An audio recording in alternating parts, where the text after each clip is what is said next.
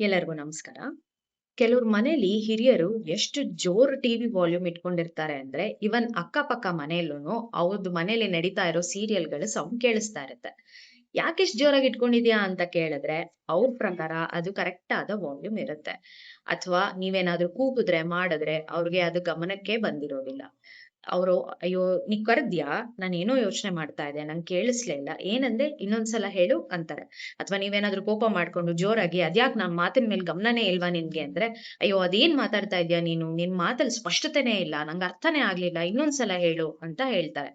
Family gatherings ಅಲ್ಲಿ ಎಲ್ಲ ಮುಂಚೆ ಬಹಳ ಆಕ್ಟಿವ್ ಆಗಿ ಎಲ್ಲರ ಜೊತೆ ಮಾತಾಡ್ಕೊಂಡು ಲವಲವಿಕೆಯಾಗಿ ಇದ್ದವರು ಇತ್ತೀಚೆಗೆ ಅಷ್ಟಾಗಿ ಯಾರ ಜೊತೆನೂ ಮಿಂಗಲ್ ಆಗಲ್ಲ. ಒಬ್ರೇ ಅವ್ರದೇ ಆದ ಲೋಕದಲ್ಲಿ ಅವ್ರು ಇರ್ತಾರೆ ಅಂತ ನಿಮ್ಗೇನಾದ್ರೂ ಅನ್ಸುತ್ತಾ?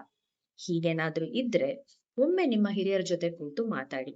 ಅವರ ಸುತ್ತಮುತ್ತಲು ನಡೀತಾ ಇರೋ ಎಲ್ಲಾ ಸದ್ದುಗಳು, ಆಗುಹೋಗುಗಳು ಅವರ ಗಮನಕ್ಕೆ ಬರ್ತಾ ಇದ್ಯಾ ಇಲ್ವಾ ಅಂತ ತಿಳ್ಕೊಳ್ಳಿ. ಇಲ್ಲ ಅನ್ನೋದೇ ಆದ್ರೆ ದಯವಿಟ್ಟು ನಿಮ್ಮ ಹತ್ರದ ENT ಡಾಕ್ಟರ್‌ನ ಒಮ್ಮೆ ಕನ್ಸಲ್ಟ್ ಮಾಡಿ. ಬಹುಶಃ ಏಜಿಂಗ್ ಪ್ರೋಸೆಸ್ ಇಂದಾಗಿ ಅವರ ಕಿವಿ ನರಗಳು ವೀಕ್ ಆಗ್ತಾ ಇರಬಹುದು. ಧನ್ಯವಾದಗಳು.